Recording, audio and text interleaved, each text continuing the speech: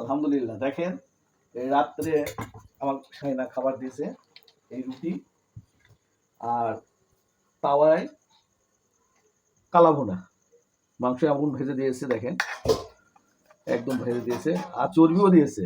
আমার শাইনা কি দিয়েছে, আমার শাইনা খালি চর্বিওয়ালা মাংস কড়াই ভেজে দিয়েছে দেখেন, স্বাদে ভরপুর, স্বাদে স্বাদে।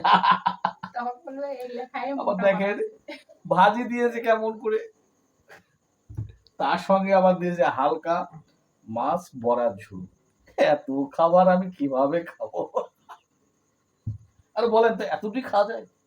শাইনা আমাকে কম খেতে দিতেই চায় না, যত বেশি খাবো সে তত খাবার দেবে, তত তার মন ভালো থাকে। এখন আপনি বলেন, এই যে মাংসর ভুনা, এই যে ভাজা, কুমড়োর ভাজা, কাতল মাছ, আবার সেও বড়া দিয়ে, ওফ কি টেস্ট, তা বলাই যাবে না। সব আমার শাহিনা শাহিনা। আমি একটু খেয়ে দেখাই।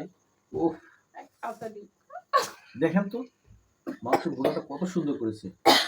আমার জন্য পরিশ্রম করে তো।